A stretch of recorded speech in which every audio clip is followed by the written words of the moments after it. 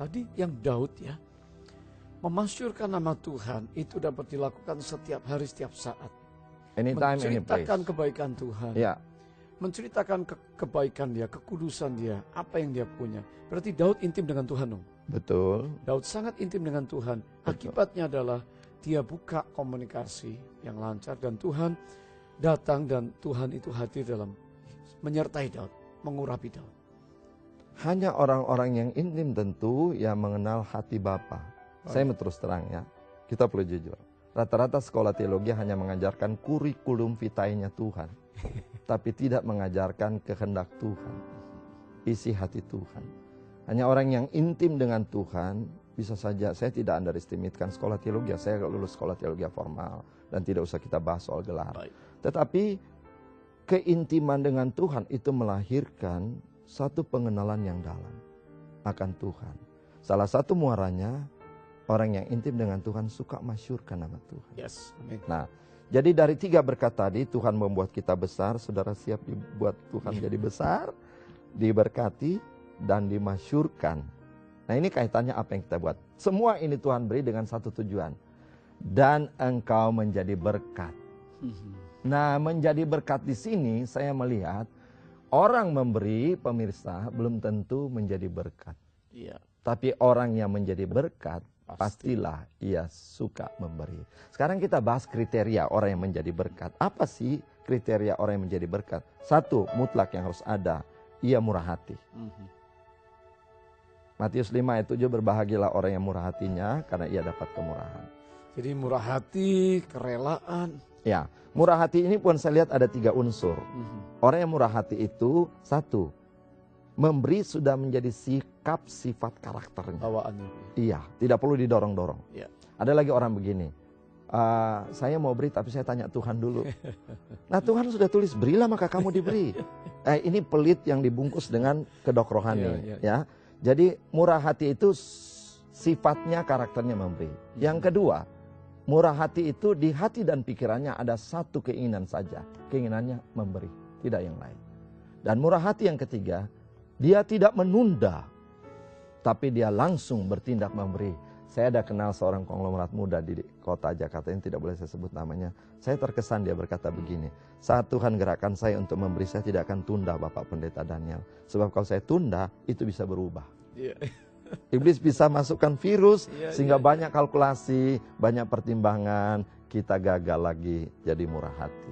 Nah ini, jadi kita melihat orang yang menjadi berkat, 1 dia murah hati. Yang kedua, dia memberi dengan tulus tanpa pamrih. Karena Tuhan katakan, tetapi apabila engkau mengadakan perjamuan, ya undanglah orang-orang miskin, orang-orang cacat, orang-orang lumpuh, orang-orang buta, dan engkau akan berbahagia karena mereka tidak mempunyai apa-apa untuk membalasnya kepadamu. Lukas 14 ayat 13 dan 14. Jadi ketika engkau bermurah hati, usahakanlah engkau bermurah hati kepada orang yang tidak bisa balas lagi.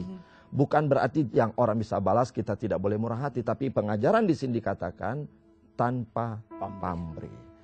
Yang selanjutnya kita melihat kriteria orang yang menjadi berkat. Ia memberi dengan sukacita. Beda tanpa pamrih dengan sukacita. Nah, saya ingin sampaikan kepada pemirsa terkasih. Dikatakan sebab Allah mengasihi orang yang memberi dengan sukacita. 2 Korintus 9 ayat 7 bagian C. Saya mau tanya pemirsa, dan mungkin juga Pak Johan. Semua orang waktu diberkati itu senang. Tapi apa sukacita senang kita sama waktu kita memberi? Tentu tidak.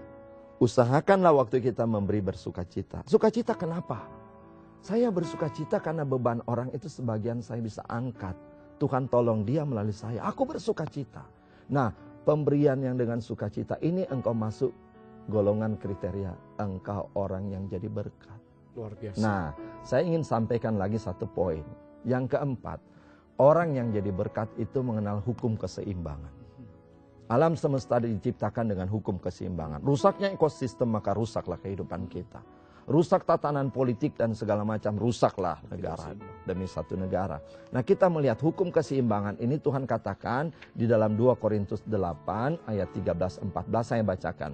Sebab kamu dibebani bukanlah supaya orang-orang lain mendapat keringanan, tetapi supaya ada keseimbangan. Maka hendaklah sekarang ini kelebihan kamu mencukupkan kekurangan mereka, agar kelebihan mereka kemudian mencukupkan kamu, supaya ada keseimbangan.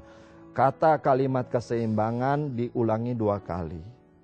Jadi kalau kita mengerti hukum keseimbangan, kelebihanku harus jadi berkat bagi orang itu, tapi kelebihan orang itu pasti jadi berkat bagi aku. Pak Johan, saya ingin masukkan kesaksian.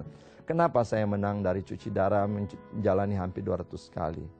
Hanya kemuliaan bagi Tuhan, Tuhan yang harus dimasyurkan. Di belakang saya ada ratusan anak asuh. Anak jemaat yang orang tuanya jobless, dirumahkan. Karena saya terbeban melayani di pinggiran di mana orang-orang menengah bawah. Kita ambil menjadi anak asuh. Saat saya cuci darah, kelebihan mereka menjadi berkat. Mereka menangis berdoa. Tuhan jangan ambil pendeta kami, papa kami. Mereka panggil papa. Tolong sembuhkan dia. Memang Tuhan sumber kesembuhan, tapi doa anak-anak ini. Saudara para pemirsa yang di rumah dimanapun Anda berada, pada akhirnya Pak Daniel berbicara tentang keseimbangan. Maukah saudara hari ini menjadi berkat, memberi? Dan tadi 4 kriteria untuk menjadi berkat telah disampaikan. Tetap bersama kami dalam kesimpulan dan kami akan berdoa untuk saudara.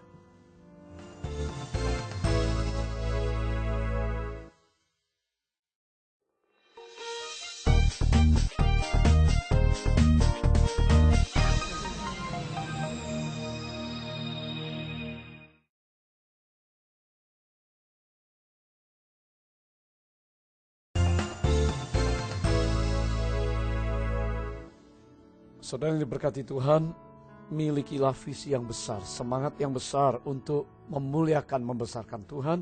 Dan pasti apa yang saudara rindukan untuk menjadi saluran berkat itu akan terjadi. Bukan hanya memberi, tetapi menjadi berkat. Pak Daniel, silahkan simpulkan Pak dan doakan semua pemirsa. Saya percaya hari ini Roh Kudus turun. Puji Tuhan, pemirsa terkasih, Tuhan sudah panggil saudara bertobat. Bukan sudah bertobat hidup kudus, saleh. Tapi ada 3 berkat besar yang disediakan. Tuhan siap membuat saudara jadi besar, usaha saudara jadi besar, profesi jadi besar, semua aspek hidup besar. Yang kedua, Tuhan ingin memberkati engkau dengan skala besar. Yang ketiga, Tuhan ingin memasyurkan nama saudara. Nah, 3 hal ini bisa dicapai ketika engkau menjadi berkat. Milikilah hati untuk menjadi berkat.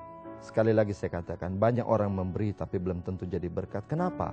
Saat dia memberi dengan pamrih, saat dia memberi dia bersungut di belakang, saat dia memberi dia ingin menampilkan nama besarnya. Akulah dermawan. Sampai di situ diberkati.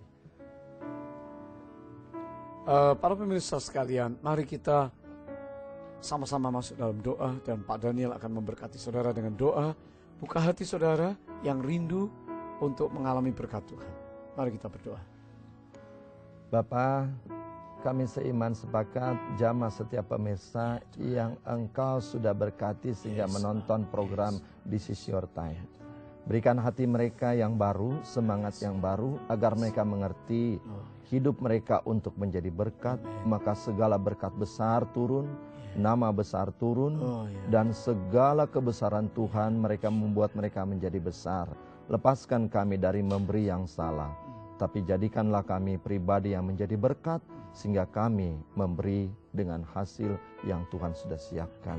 Hamba percaya Tuhan, di tengah krisis yang melanda dunia ini, umat-Mu yang menonton acara ini, Tuhan sudah berkati. Amen. Dalam nama Yesus Kristus. Amin. Amin. Oh, senang sekali dalam acara ini dan saudara sampai bertemu pada episode yang akan datang. Kami, Johan Handoyo, Daniel Mailangkali mengucapkan shalom untuk saudara.